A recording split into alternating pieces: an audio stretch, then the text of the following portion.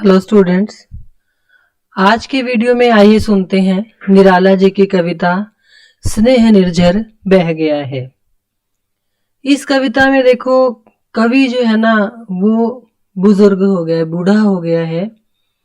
और जब व्यक्ति बूढ़ा हो जाता है तो एक तरह से उसका समाज में बहुत ज्यादा कोई रोल नहीं रह जाता, आप जानते हैं, है ना।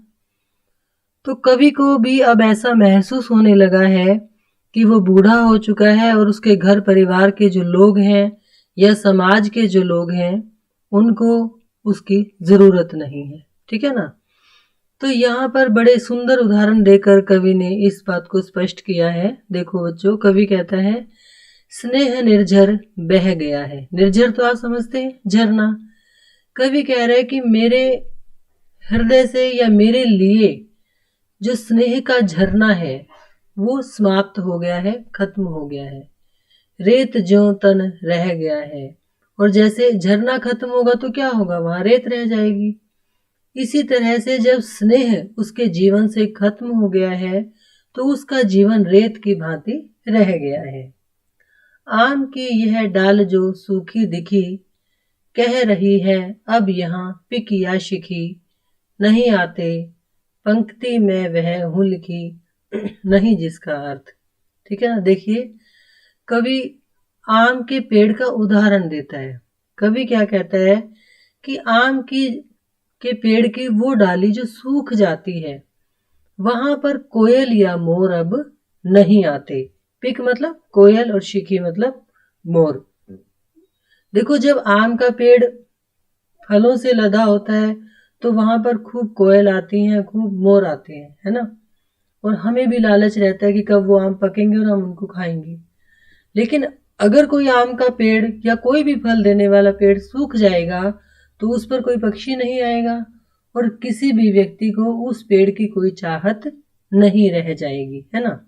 तो इसलिए कवि कह रहा है कि जैसे आम की डाली जब सूख जाती है तो उस पर कोयल या मोर नहीं आते, उसी तरह से मैं वैसा ही हो गया हूं जैसे कि कोई एक पंक्ति लिखी हुई हो लेकिन जिसका कोई अर्थ ना हो। यानी कि कोई सेंटेंस अगर लिखा हुआ हो, उसका कोई मीनिंग ना हो तो हम उसको नहीं पढ़ेंगे ना, हमारे लिए उसका कोई औचित्य नहीं है, उसका कोई महत्व नहीं है। जीवन डह गया है। तो कवि कह रहा है कि मेरा जो जीवन है वो भी अब डह गया। डहना मतलब गिर जाना, कि मेरे जीवन का अब अंत होने वाला है। कि जिस प्रकार से आम की डाली सूख जाने पर वहां कोयल या मोर नहीं आते, इसी तरह से कोई पंक्ति यदि लिखी हुई है और अगर उसका कोई अर्थ नहीं है तो वो किसी के किसी काम की नहीं। ठीक वैसे ही मैं भी अब बूढ़ा हो गया हूं और मैं किसी के काम का नहीं रह गया। दिए हैं मैंने जगत को फूल फल। पेड़ क्या करता है, हमें फूल और फल देता है। ऐसे ही कवि कह रहा है कि मैंने अपने कर्मों रूपी फूल फल इस संसार को दिए हैं। यानी कि जब मैं समाज का हिस्सा था तो मैं भी घर परिवार के लिए, समाज के लोगों के लिए बहुत सारे कार्य करता था। किया है अपनी प्रभा से चकित चल, कि मैंने भी अपनी प्रभा मतलब अपने प्रभा मतलब ऐसे सौंदर्य होते हैं, लेकिन यहाँ पर इसका मीनिंग क्या होगा, अपनी प्रतिभा से, अपने गुणों से मैंने भी बहुत सारे लोगों को अपने गुणों से, अपनी मतलब अपने कार्यों से लोगों को चकित किया है, हैरान किया है।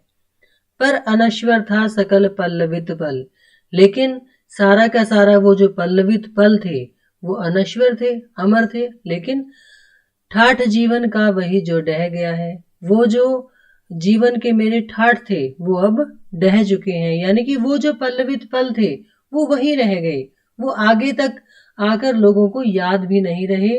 और मेरे जो जीवन के ठाठ थे, वो जो आन बान शान थी, वो सारी खत्म हो गई है। अब नहीं आती पुलिन पर प्रियतमा।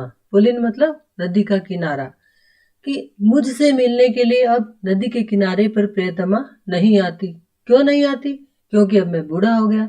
कि जब मैं जवान था तब मुझसे मिलने के लिए मेरी प्रियतमा भी नदी के किनारे आया करती थी। श्याम तृण पर बैठने को निरुपमा। निरुपमा मतलब बहुत सुंदर, जिसके समान कोई सुंदर नहीं है। तो कवि को अपनी प्रियतमा सुंदर लगती थी। श्याम तृण मतलब श्याम वर्ण वाला जो घास है, तृण मतलब घास। श्याम तृण क्यों है? क्योंकि वो शाम के समय आती थी तो वो श्याम वर्ण वाला सांवले सांवले वर्ण वाला घास हो जाता था कि उस सांवले वर्ण वाले घास पर बैठने के लिए वो सुंदरी अब नहीं आती। बह रही है हृदय पर केवल अमा, और अब मेरे हृदय पर केवल अमा मतलब अमावस्या बह रही है, यानी कि मेरे जीवन में अंधेरा ही अंधेरा रह गया है। मैं अलक्षित हूं, यही कवि कह गया है। और कवि कहता है कि अब मैं अलक्षित हूं। अलक्षित का मतलब होता है कि जिसकी ओर किसी का लक्ष्य अब नहीं जाता, यानी कि मेरी ओर लक्ष्य करके अब लोग नहीं आते, यानी कि किसी को भी अब मेरी जरूरत नहीं है, इसलिए मैं सदैव अनमना सा बैठा रहता हूँ। कैसा हो गया हूँ? जैसे कोई पेड़ सूख जाए, वो फूल और फल ना दे, या फिर वो पंक्ति जिसका कोई अर्थ ना हो। और क्योंकि मैं बूढ़ा हो गया इसलिए मेरे से मिलने के लिए प्रियतमा भी नहीं आती और मेरे जीवन में अंधकार ही अंधकार छाया हुआ है। तो ये थी बच्चों कविता स्नेह निर्झर बह गया है। Thank you.